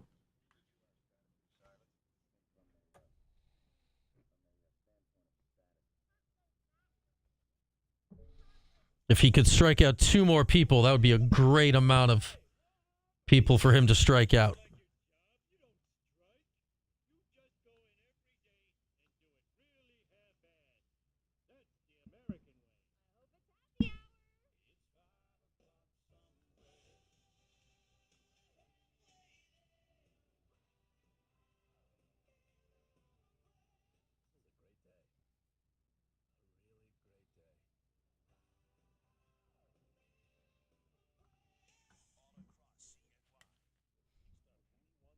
With Brian Higgins. Halfway home, we drive into the second hour with Burdick BMW. That we do. Hour 2 is afoot. We've given away the concert tickets. Enjoy Buffalo next Friday night. All of our winners yesterday and today heading out slightly west on the thruway to go check out Disturbed with Daughtry next Friday night. We're out of tickets. Leave us alone. That was all of them. 315-437-7644 if you'd like to talk about other things here in hour 2. Portal Watch. Have you seen something on the portal? You can call our Portal Watch tip line. It's 315-437-7644. If you have any kooky portal rumors, we'll talk anything about the portal. It's day 4, man. We're just dipping our toes in. Like, I know they keep shortening the portal time and moving it, but we like to stretch out and roam around a little bit in Portal Watch. It's March. We'll talk portal in June. We'll talk it every day between now and then. We'll get to the crazy point 2 months from now when our 100-day football countdown and Portal Watch intersect in some sort of weird nexus of the universe. Don't tempt us with a good time. We'll do it.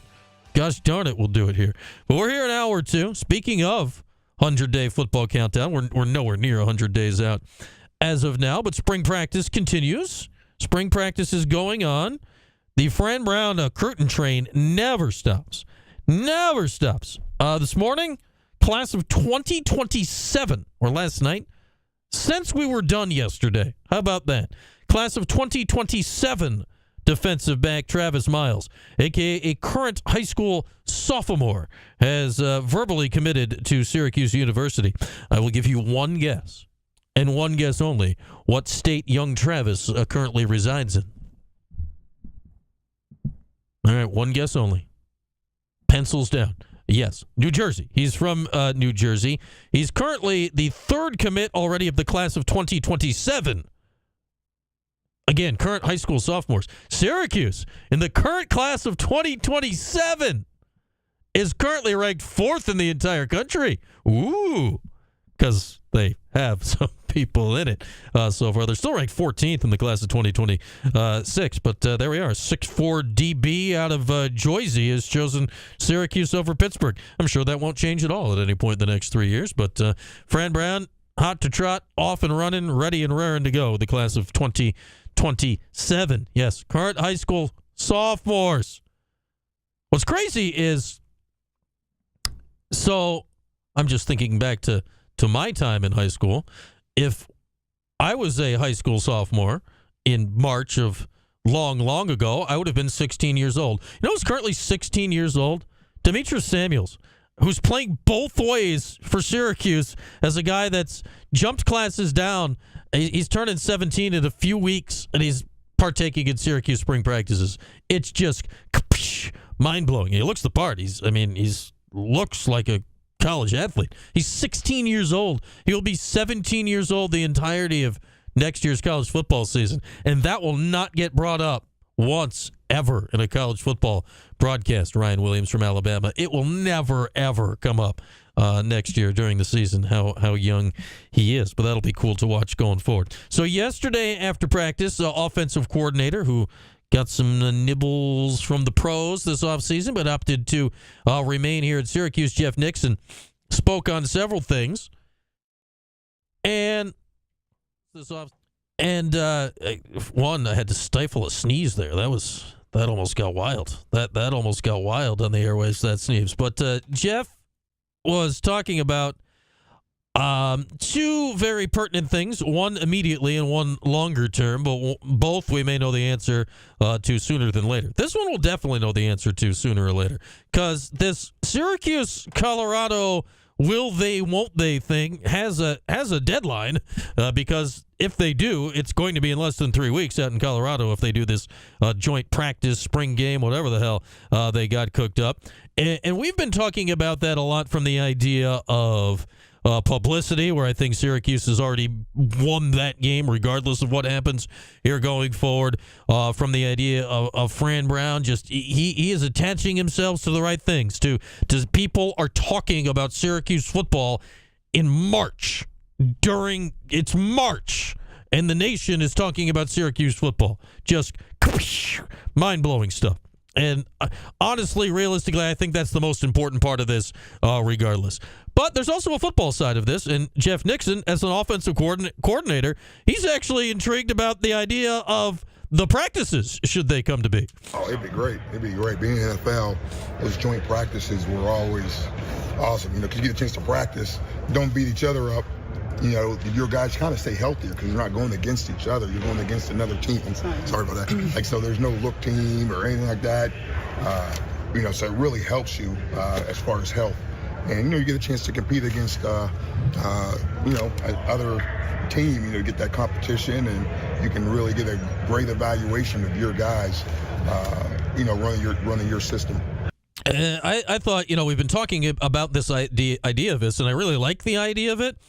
And honestly, the last thing I've thought about with the idea of it is the actual football of it, where, and Jeff, who was part of the NFL there for a while with the Panthers and the Giants going back a few years, that, NFL teams now, like, the preseason games are what they are. Like, your starters, it's just to get the kinks out.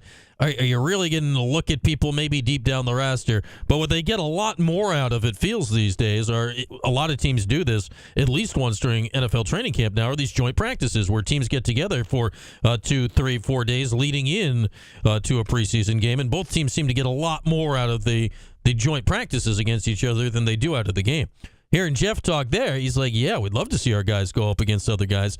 And I also do wonder, especially with the idea of, all right, I realize Kyle McCord literally isn't gone because he's at practice every day and he's getting ready for the draft right now, and he's quite present at the moment, but he's gone. At this point last year, we knew the quarterback, and it was all about, like, just getting a glimpse of who's this Ohio State guy. And anytime you got a glimpse, you're like, yo, this dude. And then we watched him play last season, and it all was proven correct. Well, this year, who's the quarterback? My guess is it ends up being Ricky Collins from LSU because, caliber is at LSU. That seems to be the most likely thing.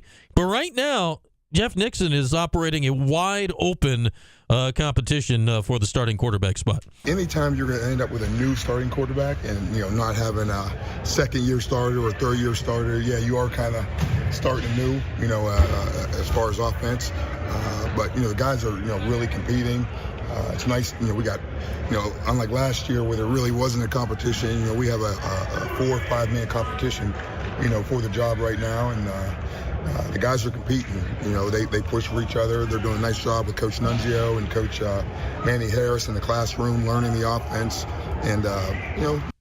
So that a little look into the quarterback competition. He was asked. Oh wait, there's more words here. I cut him off. Finish your sentence. Yep, we've done well so far. You know, this spring. I thought today we kind of took a step.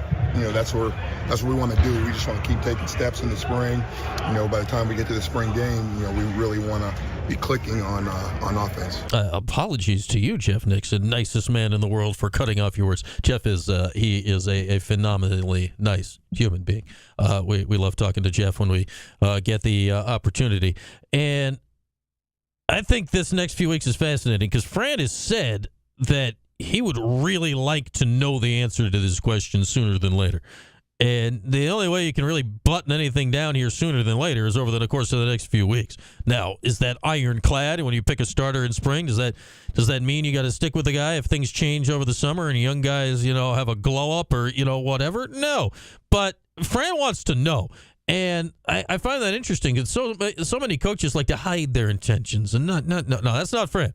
Fran likes to know, and he'll tell you all about it. So I think it's going to be fascinating to see. Like, do we find out Ricky Collins is the starter? The fact that Jakari Williams has been here and has been through a season of football and was the scout team guy last season and got those reps and has been here with the coaches in the offense, like, does that give him an advantage?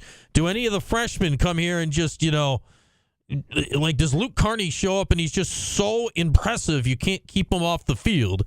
You know, and Michael Johnson, who was last year's backup quarterback, you know, son of the wide receivers coach, Michael Johnson, and the passing game coordinator, like, does he have a moment here in the spring back to playing quarterback full-time, back healthy to show his wares? My guess is Collins is in the lead, but it sounds like they're giving everybody a fair shake and a fair look at it. And we know Fran. Like, when he's got his answer, he's not afraid to have it and tell you. So I think that is clearly the most fascinating part of spring ball here because it's huge shoes here. Kyle McCord came here and in 1 year set every record that exists in single-season Syracuse passing, out the door. Everybody loved the guy. Like, who said a bad word about Kyle McCord other than freaking Ohio State fans? It's enough already of you, Ohio State fans. Just, they can't let it go. They can't. The guy lost one game, and these people can't let it freaking go. Can't let it go. Just beyond obnoxious. But shout out to McCord and his chips. Everyone loves the chips. But I'm still fascinated to see where he goes in the draft. It is huge shoes because what he did last year, whomever the quarterback is here this year, the odds of them doing anywhere near that next year. Like, let's just, to be real, you could play really well and not be anywhere near that. Like, you could have a really good season and not be anywhere near that. So these are big shoes to fill. It'll be fascinating to see how all of that goes down and more updates as they become available. And especially this Colorado joint practice thing, that's going to have to be decided one way or another very, very soon if it's actually going to get off the ground and happen this year. With that, we'll step aside for a few. Phone lines remain open next, 315-437-7644. Maybe a little look at the Sweet 16 when we come back. 4 pretty big basketball games tonight in Newark, New Jersey, and San Francisco. We're back next year on Q Sports Talk and ESPN Radio.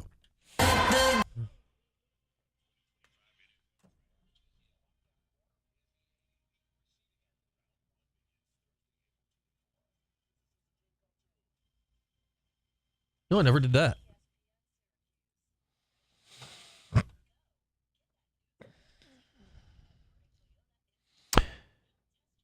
Oh, yeah. Friends all over all the local talent, LA Orange. Like, we were throwing the neighborhood kids. Vivian, my daughter, brought a Peppa Pig bouncy ball, like yay big, down to the bus stop this morning, and we were giving it the old toss around at the old bus stop. And, you know, Fran was across the street. He was scouting it. He was scouting that. He was there. I'm like, Fran, come out from behind that bush. Just come on over.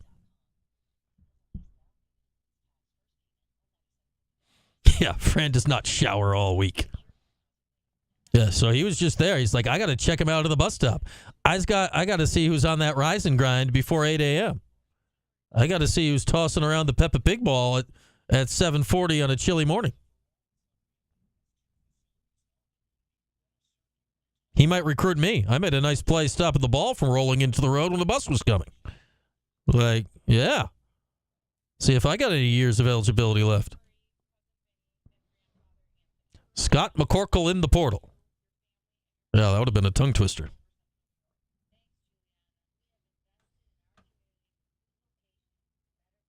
Hey, look. It's the show with Cody Mack. And that Uncle Music doll. Is that what it's called? It looks just like Cody Mack.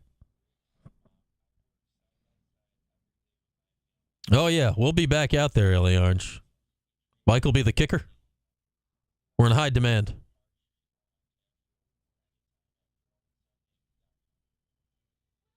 You have a game-used McCorkle, Govenda?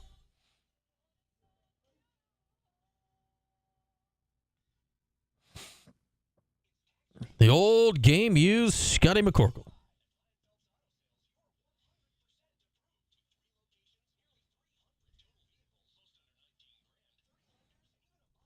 If you're going to have a game-used McCorkle and you don't have it signed, that would be disturbing. Like, if you're going to have a game-used McCorkle, it better be signed.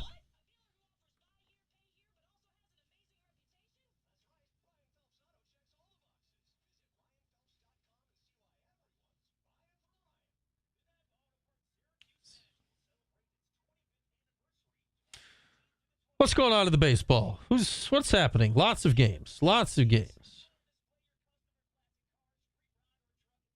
Turney jersey. Oh, Chris Joe Turney? Which year, Govendo? Which Turney?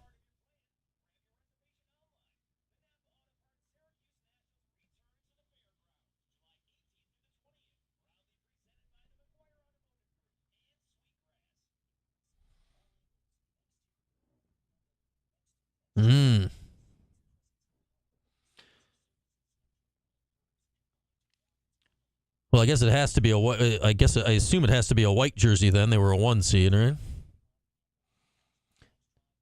Does it still have the stink of that Ohio State game in it?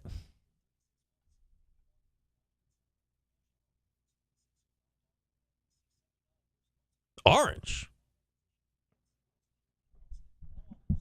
Well, I guess that is a non-game orange jersey. I mean, they still probably would have had the jerseys made, Govendo. You might have, they would have existed.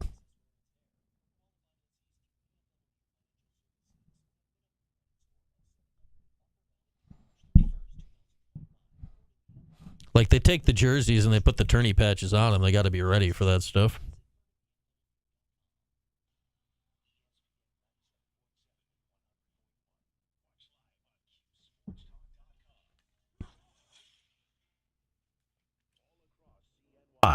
It's the 315. Here's Brian Higgins. Yes, sir. Here we are. Yanks 2, Brewers 1, top 7 in the Bronx. The Shadows have, it was really sunny there earlier. Hey, one of the Jacksons, the many Jacksons in Major League Baseball is up. It's Jackson Churio of the Brewers. I think half of Major League Baseball right now is currently named Jackson.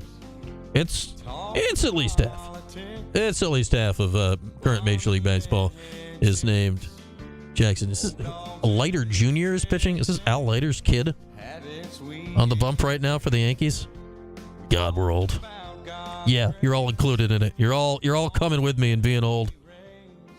Leiter, it has to be Al Leiter's kid, right? Isn't it? Wasn't he a recently decently high draft? His first name is M. That's not Al Leiter's kid then if his first name starts with an M. What's your name? Mark Leiter? Was his dad a pitcher? Well, now I just got to talk my way through this until we figure it out. Yeah, he's Mark Edward Leiter Jr. Mark Edward Leiter Jr. Personal. Oh, his uncle's Al. His dad Mark pitched in the main. Okay, he's all right. So it's the same family. All right, I feel all right about that. Yeah, I guess there was a Mark Leiter back in the day. He's got a cousin, too, Jack. Wow, these Leiters, they know how to sling it. Anywho, Yankees are up 2-1 in the 7th. Sweet 16 is tonight, so we got the intersection of seasons going on right now with the college basketball getting its way toward championship. Spring has sprung, and baseball is getting started here today. So what do we got in the Sweet 16 tonight? 4 games. All of them you'll be able to hear here, courtesy of Westwood One this evening, as we've got the rest of the tournament available for you. 7:09 tip, 6-seed BYU, 2-seed Alabama. That game in the Newark region. 7:39 on TBS. 4-seed Maryland, top seed Florida in San Francisco. Maryland's head coach may be leaving for Villanova like the second the game ends with Kevin Willard. That's kind of crazy going on, but that could be a really, really entertaining game, Maryland and Florida. That could be a really fun game if Maryland plays up to their ability. 9:39 scheduled tip, Arizona and Duke. That game's in Newark. In the late game, 10:09, Arkansas and Texas Tech, 10-seed versus 3-seed. Man, I understand why the CBS game starts at 7:09 and the second one 9:39. Like, you got to hit the primetime slot. Could we make the TBS game start first? Could we make that start at like 6:40 so we're not dealing with a guaranteed tip time past 10 freaking o'clock in the East? Could we? People? Yeah, I don't care about you West Coasters. Don't care about you. Like, you'll be fine. You'll be fine. We're going to be exhausted tomorrow.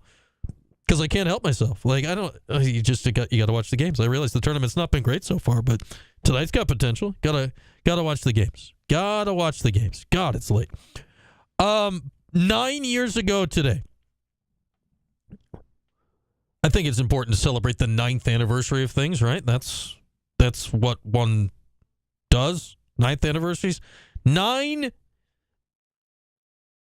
years ago today. Malachi Richardson, Virginia, Easter Sunday. Michael Benishing's on him. Parenta for 3. Kevin Harlan, Reggie Miller, CBS. Moved by Richardson to get free. Yes. Step back 3 here. Malachi Richardson struggled in that first half. He's got a steal here. Goes it against Brogdon. What a play by the freshman. This was hours after the women had just made the Final Four by pulling away late from Tennessee. It was a hell of a day of Syracuse basketball. The three-point line here on a possession like this. Brogdon free! Syracuse has made their last 5. Virginia's going to take a timeout. We have a 3-point game. Take that, Tony Bennett. And they're continuing with this pressure here. Speeding up Virginia. Brogdon with the drive. Michael Benishing. Speed the game up. Force Virginia to become uncomfortable. Syracuse led earlier by 6. Richardson knifing his home. Are you all doing? I realized that wasn't a 3. Are you all doing the Malachi 3 goggles now? Are everyone doing that? Yeah. Not if you're driving though. 2. At least keep one of your hands on the wheel. Do one though. Give us one. It's 4-1 by Syracuse. Richardson 3. Wow. Now you can do it. Richardson with Brogdon defending. Richardson got the ball, handcuffed and put up and in. Richardson has gone mad. Brogdon. Gotta love Harlan. Hall sets 3. Rebound by Lydon. 9.2 to go. The 6th rebound for the freshman.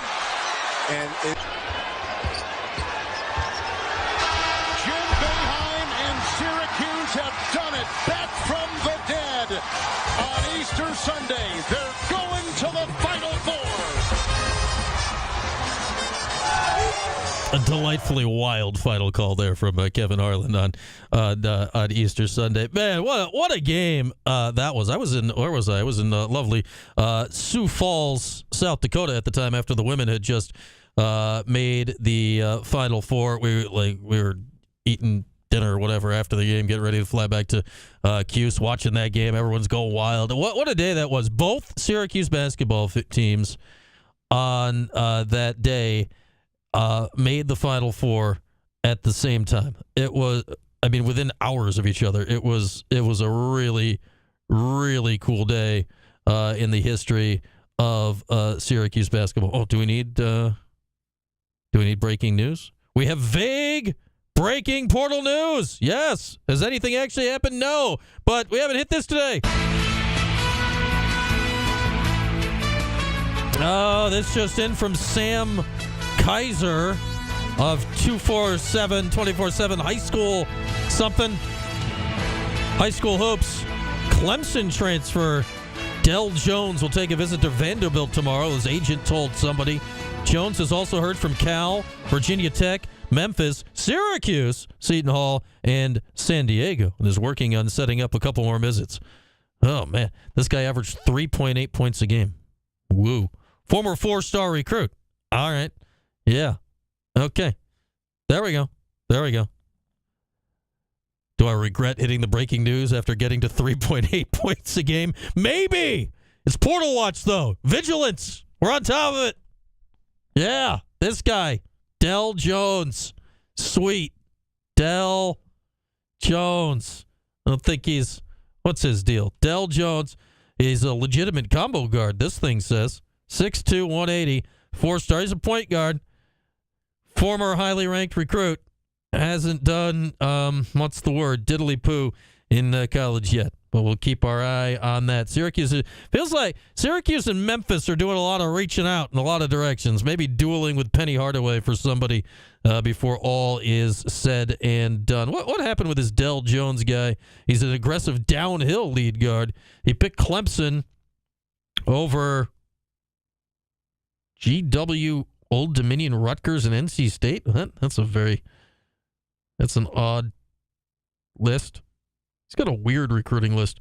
I don't know. He was a 4-star guard, except here he was a 3-star guard. He's a guy. Yeah, that was less exciting once I got to the end of it, especially coming off the heels of the Malachi Richardson got him into the first round of the draft game. What a game. Syracuse is a 10 seed on the bubble, skipped the first 4, 10 seed, and then went on just a run for the ages. The zone that year was so good. So I think they beat. Yeah, that was the year Leiden blocked a Gonzaga guy's shot when he had a shoe off. Yeah, that would have been the round before that. That Virginia team, 1 seed. Syracuse was down 80 million points in the second half before Malachi went nuts. What a game. Yeah, I'm more excited thinking about that than I'm thinking about a future with Clemson transfer Dell Jones, who averaged less than 4 points a game this year. Yeah, but depth pieces. Depth pieces. Man. Yeah, we go back to the opening segment when we told you about Darian Ford from Arkansas State, who averaged 8 points a game this year. I apologize to you, Darian Ford, for sullying your character with your 8 points a game from last year, because it's more than twice as many. All right. Portal Watch. Never dull. We'll take a break. When we come back, we'll get Mike in here. A little 4-on-1. We'll do that next. It's Q Sports Talk and ESPN Radio. A sports show with Malachi did make some money for that game. Does Malachi stay another year if not for that game? I think it's definitely in play, Gavendo. I think that game certainly pushed it over the top for the draft.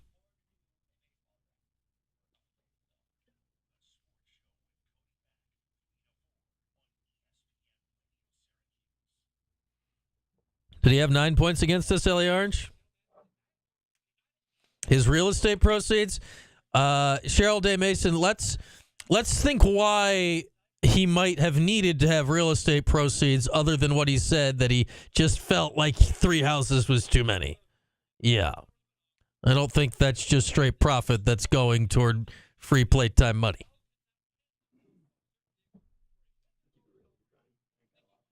Okay. Mike's coming in with nothing. Mike is coming in with nothing. See you, Tim.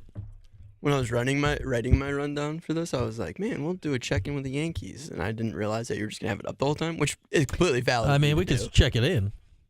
Hey, Austin Wells' mustache is robust. That is a mustache. High. What's that? This is really high. Really high? Now it's lower.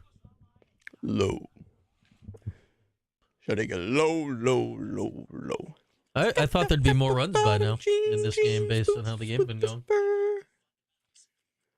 Who knows? Hour and a half in, or what do you know? I should say hour and a half in, still 2-1 into the show. 2.5 hours into the game. Let's say the Blue Jays have 2. Or any of those of Vladimir Guerrero home run? No. Guerrero scored on somebody else's homer. Less useful. Less useful.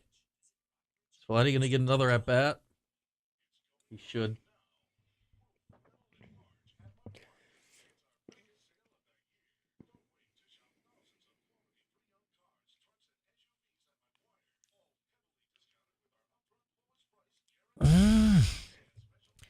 Like, I don't mind if you're going to get one of those guys as, like, your depth piece out of the portal. Yeah, fine. That's fine. But, like, I need to see a splash at lead guard. Yeah, Rob Hughes. I need to see a... I agree with you completely. They got to get a dude. They got to get a dude. The good thing is, we need a lot less this year than we needed at this time last year. In my opinion.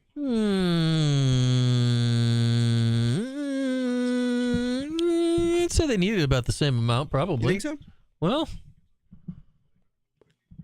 because last year it just felt like we need everything. yeah, I mean, we still need a guard, a big, and a wing. I mean, it's last year they didn't get what they needed. Aaron Judge at the plate. Yeah, JJ's the only one left from Red's first year. Chris Bell was the last tie to Boeheim. Aaron Joe, that hit the base. It looked like it did, yeah. That bounced very high in the air. 1-1 will score. You ever taken a baseball to the face? To the face? Yeah, I did once. Yeah. Like a hit to the face? Or just a baseball hit my face in any context? My circumstance in the situation I'm remembering, I actually remember 2 now I think about it. One was completely random, but the other one was I just thought I had the ball in my glove. So I closed it and went to bring it back, and it just clipped the top of the glove of the mitt and just straight into the eye. The second one, I was just sitting down, and people were playing catch behind me, and one of them accidentally overthrew, and it just bounced on cement a couple times, just straight in the back of the head. I said I once didn't slide into home and took the throw home. That's not fun. Yeah. We learned about sliding after I that. jumped over a catcher once and scored. Oh. I was back in modified, though. That was a lot. I think I was probably like 10 or something at the time. That's when we learned more about sliding. I became very good at sliding after that. I hate sliding on a baseball field. Sliding in dirt, especially over home plate, is the worst. I like a good slide. Huh? I like a good slide. I hate sliding over home plate. The amount of times I rip my shins and legs and knees up sliding over home good plate. for you for being near home all the time. Some of us were maybe trying to slide into second. Yeah. It's a little softer out by second. It is. Yeah. Especially in those Little League days because they're all like breakaway bases. If you hit the bag right and you did a good like pop-up slide by accident. Yeah, you look cool. Yeah, you're like, oh. Jordan wants to know about sliding into DMs. Huh? Jordan wants to know about sliding into DMs.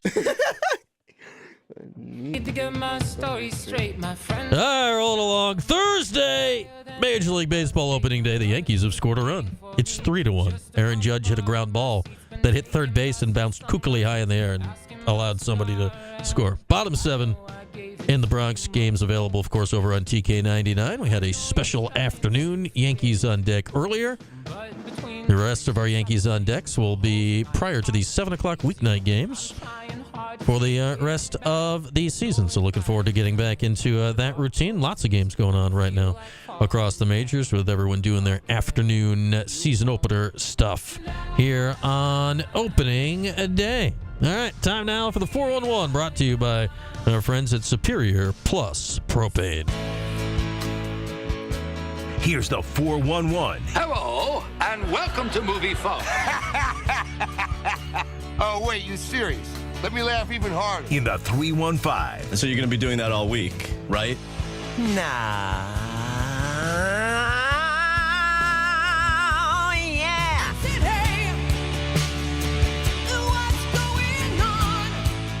All right, Mike's here. Hello. What's going on? I wouldn't say it's my guilty pleasure song, but I love the song Fun. Fun? Forget The- it exists the band all the Fun? time. I thought it was the song. No, the band is fun. Oh, isn't the song like... No, Headlights is a different song by them with Eminem. What is the name of that song then? I always forget it exists, and then I hear it. I'm like, I forgot I love this song. Is it just called We Are Young? Maybe. Yeah, I think it's just called We Are Young. The band is fun. Yeah, you're right. It's lowercase FUN and a period. I was gonna say, yeah, there's a period at the end. Yeah, no, it's So lowercase a FUN period. And where have they gone? Where's fun gone? Too busy having too much fun. Yeah. Time flies when you're having fun. Like, they haven't made a song in ages. Like, they were cooking about a decade. I mean, it's a while ago.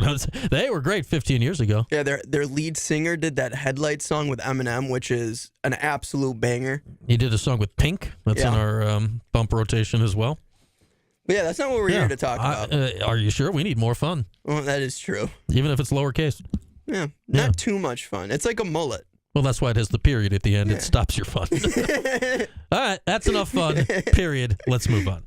So moving on to NCAA basketball. So this year, St. Francis made the NCAA tournament the first time since 1991. Mm-hmm. After a tough loss to Alabama, the school announced, I'd say within a week, that the athletics program will be dropping from D1 to D3. And people within the university, the important people, have said that they blame the current landscape of college sports and specifically the NIL for their reasoning to do so. Yeah, I do wonder, and I think locally, because Lemoyne has obviously just gone the other way, moving up from D2 to D1 within the last 18 months, that, like, how many schools are going to look at this, that if you are, non-football or you play lower-level football and you're in a lower-level conference like St. Francis was, or you're in something like the NEC like Lemoyne is, or, just kicking around in one of those leagues, and even at that level, realistically, you're probably going to need a little NIL to compete,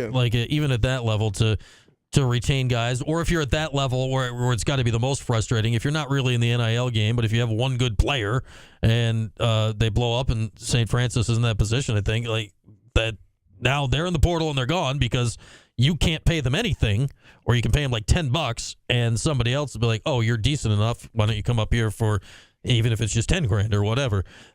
That it's got to stink to be in that position, to know that your best player is going to be gone almost every year and there's nothing you can do about it. Yeah, and as sad as the situation is, it's not really the most surprising. I mean, I do feel like this is going to be something that we're going to start seeing a lot of very small, low-tier D1 schools do. I'm a little surprised I went from D1 to D3. But this really, in my opinion, wouldn't be a story if they didn't make the tournament. I think St. Francis just kind of found themselves this in a situation where they knew this was going to happen for the last handful of years, going through all the red tape, kind of solidifying it, and then somehow accidentally stumbling into the NCAA tournament. Yeah, I mean, they hadn't made it in years. So, clearly they didn't. Stuff like that's not decided on a whim. They were just waiting for the season was over to announce it. And, yeah, it's just, it stinks. And, this happens. It happens for lots of reasons other than the portal. But I'd imagine portal it's NIL more than the portal, but it's the combination of the two, which I think will make some lower-level schools think long and hard about it. Like, if you're not doing the big money stuff and the big money stuff is starting to affect you negatively, sometimes you got to take a step back. Do you know why they would decide to go D3 than over D2? I mean, were they just like, we don't want anything to do with this now? Yeah, honestly, D3 is randomly sometimes higher than D2, just the way it is. There's way more schools in D3 than there are in D2. D2's a lot smaller, so I don't really read into that as a thing. Okay. Yeah. I wasn't sure if that was a normal thing to do. I don't know too much about D2 and D3. Yeah, I'd say that's, kind of the whatever part of it. Yeah, I wouldn't read into that. Well, I would say 2-3 weeks ago now, we all kind of, and we even talked about it on the show, the confrontation between Stephen A. Smith and LeBron James during a pregame for the Lakers game. Yeah. It went everywhere. It's had legs. It just won't go away. It won't. It keeps reintroducing itself. And it's getting worse and worse every time it gets reintroduced. The whole thing originally was LeBron had issue with Stephen A. kind of throwing shade at his family, specifically Bronny. Mm-hmm. And then Stephen A. came back, was it this morning? Last night? He was on his ESPN shows, I think it was this morning, on his ESPN shows saying, I didn't come at you personally, but I can, and then kind of just thrown out like 4 things he could talk about. Yeah, and LeBron just did an hour with McAfee. Yeah. Like, when it said whoa, he was saying some stuff. LeBron was coming for like everybody, which was crazy. Yesterday, I was not on LeBron's side because I was like, dude, you've been around for 20 years. Why are you just now starting to talk about this stuff? And then when Steven, and I will say in LeBron's defense, he did not get personal at all. He kept it business, kept it to basketball. And then with today, with Stephen A. kind of poking the bear of, hey, we haven't gotten extremely personal, but I still can. I think that is such a massive, excuse my Gen Z language, such a massive L for Stephen A. Smith. Because you're saying, hey, I'm willing to get really dirty, and we can get dirty. And it's just not a good response, in my opinion. Yeah, I just don't care about the Stephen A. universe. Yeah, also why? It's just, I don't, like, I get that he's getting 100, I get people watch it.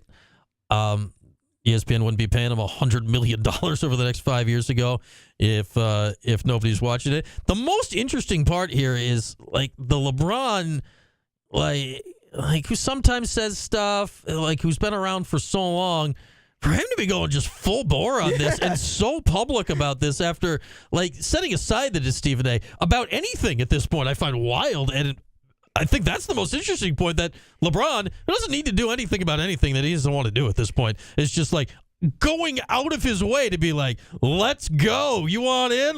I'm taking you out. This is why we really have to start giving a lot more credit to Pat McAfee and his ability as being a part of the media, getting those scoops, getting those guys to talk to, because we all kind of just assumed and thought for the longest time he's a showman. That's why he's so popular. That's why he's so good. That's why he can pull all these guests. But when he gets those guests in there, a lot of athletes have said some really wild stuff. Yeah, they just start talking. He can get them very comfortable. And I mean, obviously, you know, one of the greatest punchers LeBron, of the last decade. You're aware this is live? Yeah, it's There's crazy. no reeling this stuff back in. I mean, Aaron Rodgers kind of turned the entire football fandom against him with the stuff he was talking about on Pat's show. Now LeBron's doing it. I mean, got to give the guy his flowers. Pat knows how to do an interview, and he knows what he's doing. Shout out to Pat McAfee, a friend of my pregame show from back in the day, as we've told that story. I have not heard that story. Before. Yeah, we were doing pregame. You have not heard this story before? It would have been whatever year he was on the Thursday night football crew for ESPN's college. So we were down at NC State on a Thursday night. Paulie goes up to get him to see if he can come down to the show. He comes down. We get back from break. Adam, Terry, and I are on already, so we didn't have a chance to chit-chat before because he got in there after we'd already come back. Tosses on the headset. He is him. Like, the whole thing is just, it's exactly who he is. He's a lunatic. And I say that endearingly. Pat and Adam spent a year on the Colts toward the end of his career. With Pat, they were teammates for an entire NFL football season. And he didn't know? And so, like, Pat is not, like, wrecking. And Adam is 6'8" with a gigantic orange beard. He is not a subtle human being. So look at, like, and Adam's finding it more and more funny that Pat is clearly not. He's got no. So Adam didn't even mention it? No, Adam is making less and less subtle remarks about it as they go on. But he's doing it like he's finding it amusing. Till halfway through, it's just like, Pat's like, oh, hey, man. How you doing?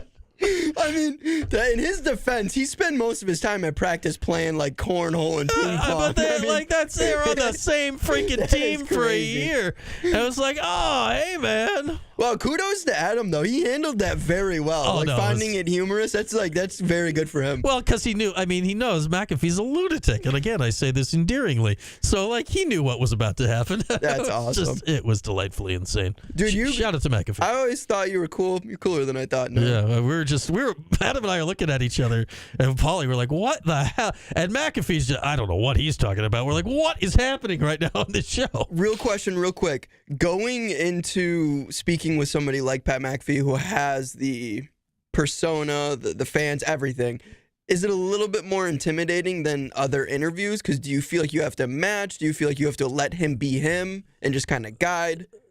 Oh, no, you just know he's going to do whatever the hell he wants to do. It's like bull riding. You're just going to hang on and hope you don't get bucked off. You know, it's just like, you don't know. It is not in your control what is about to happen. That's funny. You're just, yeah. All right. There we are. What's on tap when we come back? U Sports Talk, ESPN Radio. Hey, they scored twice. We should have done a another check-in. What a segment, Mike. You show up and the Yankees are just... I think a 1-2-5. I think a 1-2-5 will get us there. I think. Oh God, Mike has ruined everything. Our lighting, the show's broken. I quit.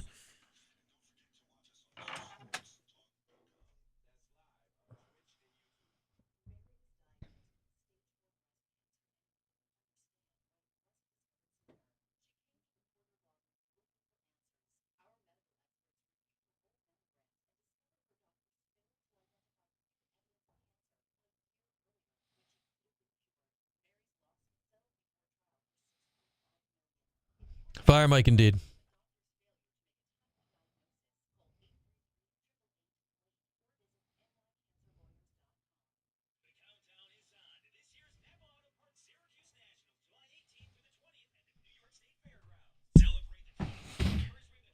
Oh, man. Clemson crappy guards in the portal.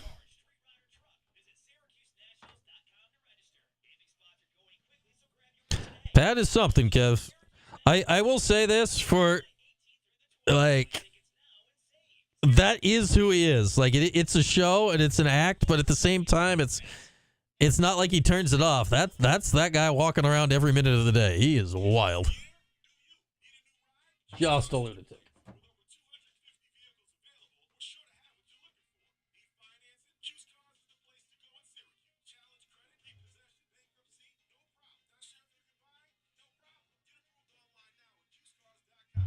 Are you on that weird text thing too, Kev? Jordan's phone gets those texts. I don't get those texts, but I've ordered food from that Francesca's before, which confuses me. You just picked it up? There you go. They're great deals.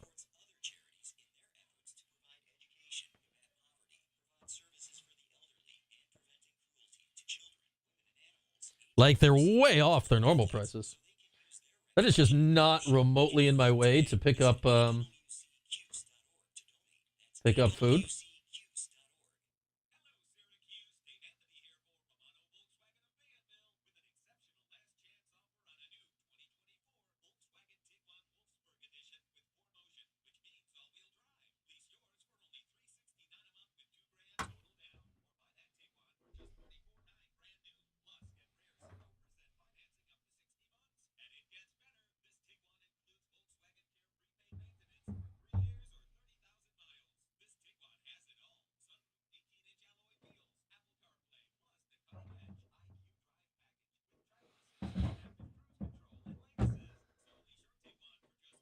I don't think so, Kev. I think that is very specific to the Liverpool location. We need to interview a rodeo clown. They've got stories. So I was getting gored by old Joe the Bull.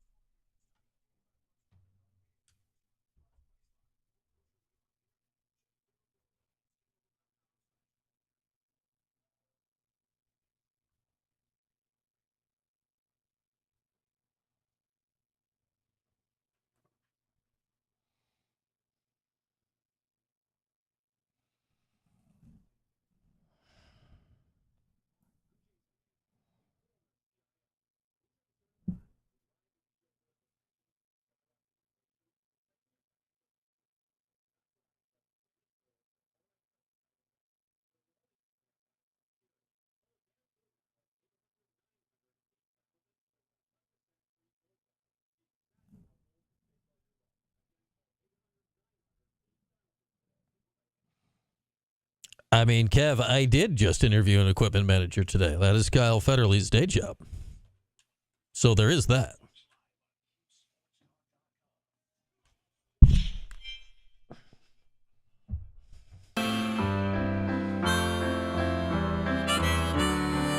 All across central New York, it's the 315 with Brian Higgins. All right, it's 5:54 on a Thursday as we get toward the end of things here for today. Here's what's on tap tonight. What do we got on tap tonight? Don't forget the Lacrosse Coaches Show, live from Shaughnessy's, makes its return tonight. Gary Gate, Kayla Trainer, Tim Leonard, 7 o'clock. TK99 is your spot to talk lax tonight. It is a call-in show as well, so you can call and talk and lax and do the whole thing there. Sweet 16 tonight. Coverage is starting next right here. A full hour of pregame from Westwood One, hosted by our guy Jason Horowitz, starts next. BYU, Alabama, Maryland, Florida, Arizona, Duke, Arkansas, Texas Tech are the games tonight. Tomorrow on the show, Portal Watch Day 5. What will happen in the portal? We'll get the Sacco six-pack. We'll hear from the man who sort of knows, and just maybe, depending on how this lunch goes tomorrow, our Yankees sponsor lunch we've been telling you about, we may hear from one Daryl Strawberry on the show tomorrow as well. We'll see how that all goes tomorrow. With that, have a good night, everybody. We're back here tomorrow, 4 o'clock, to wrap up the week here on Q Sports Talk and ESPN Radio. The 315